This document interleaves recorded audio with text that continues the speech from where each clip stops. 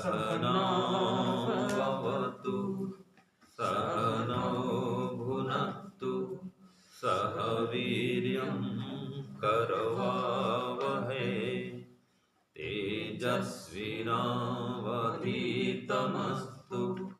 मा विद्विषावहै। ओम शांति शांति शांति। हे ईश्वर, हम यह पठन पाठन आपको प्राप्त करने और कराने के लिए साधन के रूप में करने जा रहे हैं। इस कर्म को और इसके कर्म फल को भी आपको अर्पित करते हैं। ओम शांति शांति शांति। सबको सादर नमस्ते। हमारा वैशेषिक दर्शन का पाठ चल रहा है, जिसमें हम चतुर्थ अध्याय या तृतीय अध्याय ना चतुर्थ अध्याय, हाँ चतुर्थ अध्याय का प्रथम आहनिक पढ़ रहे हैं। और इसमें हम कहाँ तक पढ़े थे जी? सूत्र संख्या 9 तक पढ़े थे। तो ये हमने पढ़ा था पहले कि देखो वायु जो है आंख से क्यों नहीं दिखती है। सूत्र 7 में था ना, वायु आंख से क्यों नहीं दिखती है। तो कह रहा है इसमें वायु में अनेक द्रव्य और महत परिमाण होते हुए भी इसमें रूप गुण का अभाव होने से वायु आंख से नहीं दिखती है। स्पष्ट है ना? इतना एक है, रूप गुण का अभाव है इसलिए नहीं दिखती है। भले महत परिमाण है, अनेक द्रव्य है, अनेक द्रव्य अनेक परमाणु उसमें है, तो भी रूप गुण नहीं होने से वायु नहीं दिखती। ठीक है जी रुपेश जी? क्यों नहीं दिखती वायु? रूप गुण के न होने से। हाँ, रूप गुण के न होने से। ऐसे ही अब रूप गुण क्यों दिखता है बताओ? रूप गुण के विशेष होने से था, अनेक द्रव्यों से मिलकर बने होने से रूप गुण दिखता है। हाँ, रूप संस्कार वाले, ठीक है, रूप संस्कार उसमें विद्यमान होने से और अनेक द्रव्यों संस्कार से रूप गुण विशेष होने से रूप गुण दिखता है। तो इसमें रूप गुण है ही नहीं, वो कहाँ दिखेगा? तो रूप गुण विशेष जिसमें है वो दिखता है। ठीक है, ये भी हमने पढ़ा था। ऐसे ही गंध रस और स्पर्श गुण का ज्ञान कैसे होता है बताओ?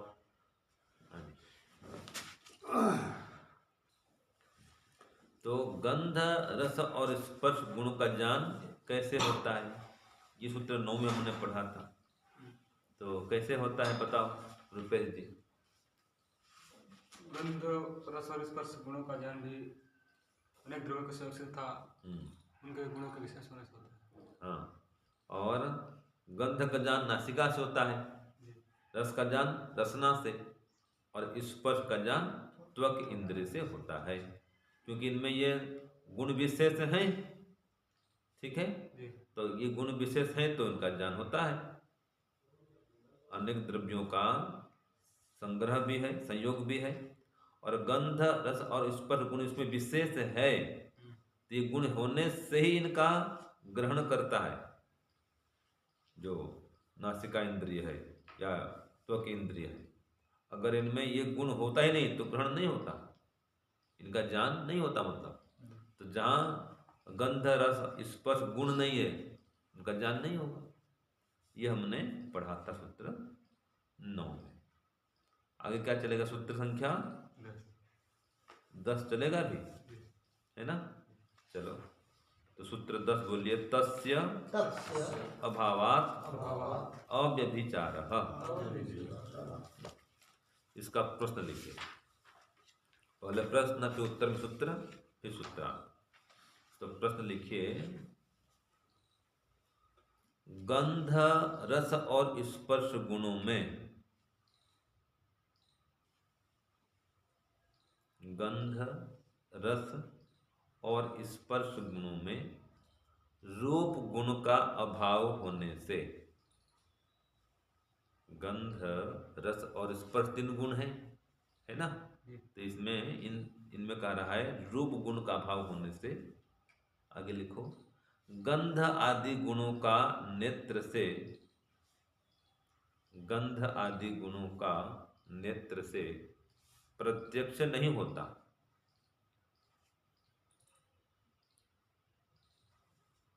ठीक है, बल्कि ज्ञान होता है।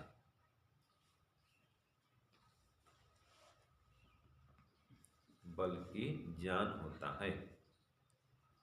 क्या इस बात में कोई दोष है? क्या इस बात में कोई दोष है? तो उत्तर लिखो, सब कुछ लिख करके इस बात में कोई दोष नहीं है, बस। कितना लिखना है आपको? क्या इस बात में दोष है, तो क्या हटा दो, और इस बात में कोई दोष नहीं है, इतना लिखना है बस आपको। बाकी सब उतार दो, जो लिखे हैं सब उतार दो, और अंत में लिख दो इस बात में कोई दोष नहीं है। और हैं? आगे बस इस बात में कोई दोष नहीं है, होगा पूरा। और क्या, सारी बात लिख करके पूरा लिखना पड़ेगा कि गंध, रस और स्पर्श गुणों में रूप गुण का अभाव होने से गंध आदि गुणों का नेत्र से प्रत्यक्ष नहीं होता, बल्कि ज्ञान होता है। इस बात में कोई दोष नहीं है।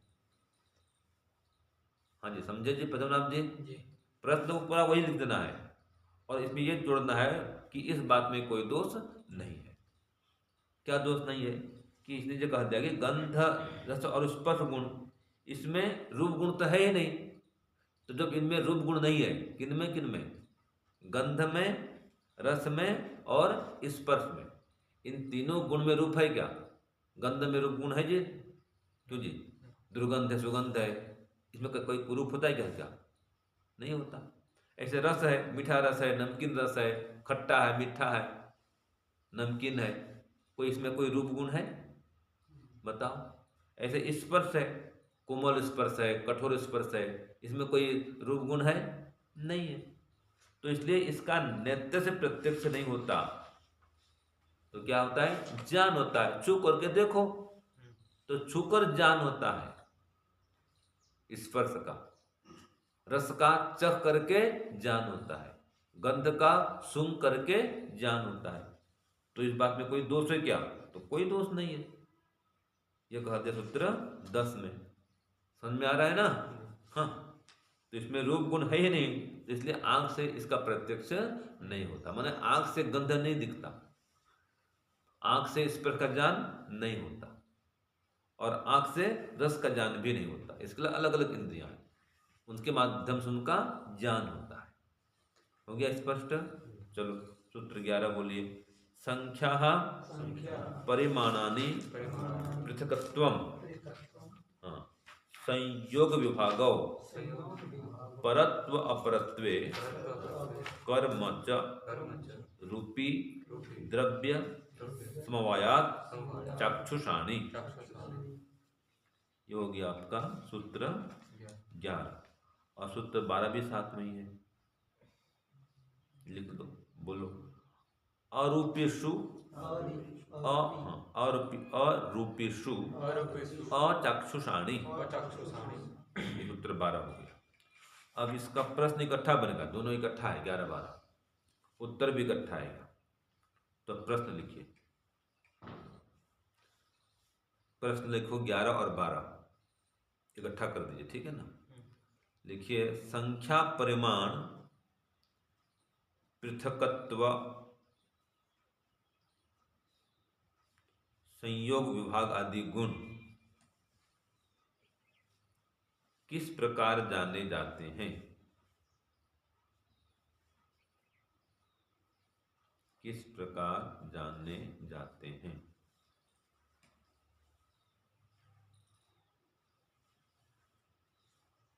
ठीक है, ये हो गया सूत्र 11 और 12 दोनों का प्रश्न। लिखिए, संख्या, उत्तर लिखिए, संख्या परिमाण पृथकत्व संयोग, विभाग, परत्व और अपरत्व, गुण तथा कर्म, गुण तथा कर्म। रूप वाले द्रव्यों में, रूप वाले द्रव्यों में आंख से जाने जाते हैं।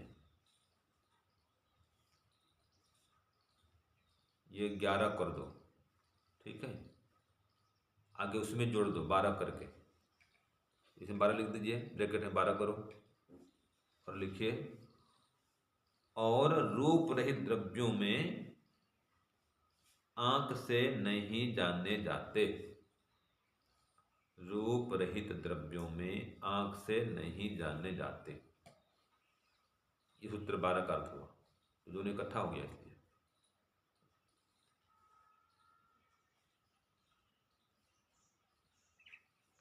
है ना।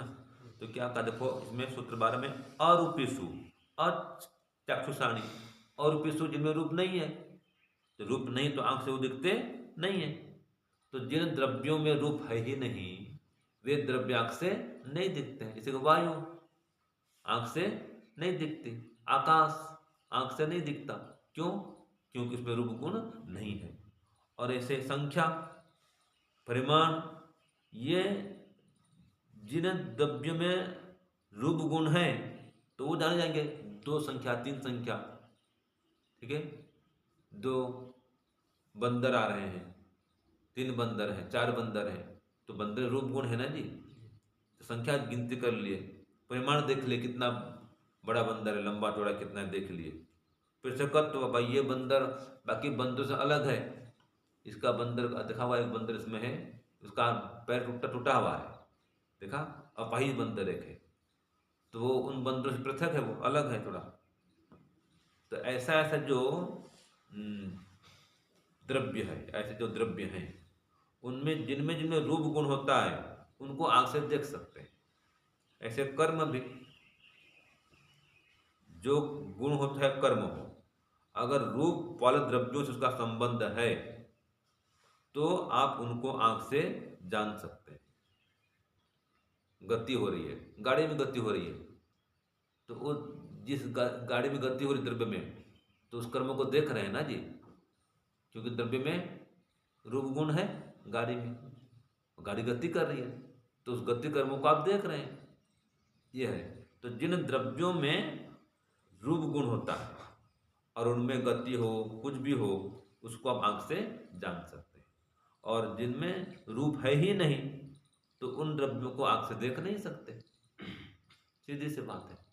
आत्मा भी एक द्रव्य है, लेकिन आत्मा को आंख से देख नहीं सकते, क्योंकि आत्मा में रूप गुण नहीं है। ऐसे परमात्मा भी एक द्रव्य है, उसमें रूप गुण नहीं है, इसलिए उसको आंख से देख नहीं सकते। तो सार क्या निकला, जिन द्रव्यों में रूप गुण है उनको आंख से देख सकते हैं, और जिन द्रव्यों में रूप गुण नहीं है उनको आंख से नहीं देख सकते। सीधी सी बात है, सामान्य बात है, ठीक है ना जी। ये हो गया सूत्र 12। अब आ रहा है अंतिम है सूत्र 13। बोलो। एतेन गुणत्वे भावे च सर्वेन्द्रियम ज्ञानम व्याख्यातम। तो सूत्र 13 का प्रश्न लिखिए। सभी गुणों, कर्मों और द्रव्यों का ज्ञान कैसे होता है? जितने भी गुण, द्रव्य, कर्म है ना, ये की बात हो रही है। तो सभी गुणों, कर्मों और द्रव्यों का ज्ञान कैसे होता है, ये प्रश्न हुआ। सभी गुणों, कर्मों और द्रव्यों का ज्ञान कैसे होता है? सूत्र 13 का प्रश्न। उत्तर आएगा एतेन गुणत्वे भावे च सर्वेन्द्रियम ज्ञानम व्याख्यातम। संस्कृत में सूत्र का यह हुआ।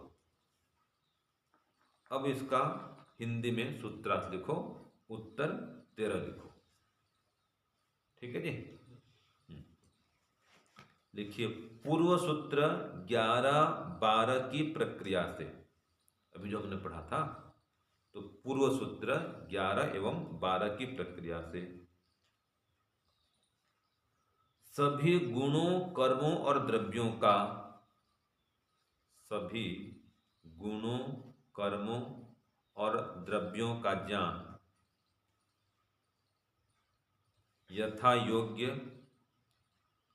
सभी इंद्रियों से होता है।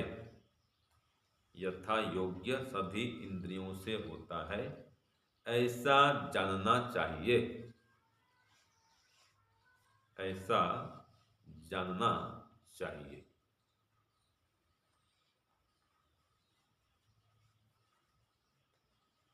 तो क्या पढ़े सूत्र सूत्र 11-12 में कि वे जिन द्रव्यों में या जिन कर्मों में जो भी आप देख रहे हैं तो उनके द्रव्यों में रूप गुण होना चाहिए। तो रूप गुण वाले द्रव्यों का ही आंख से दिखना होता है ना।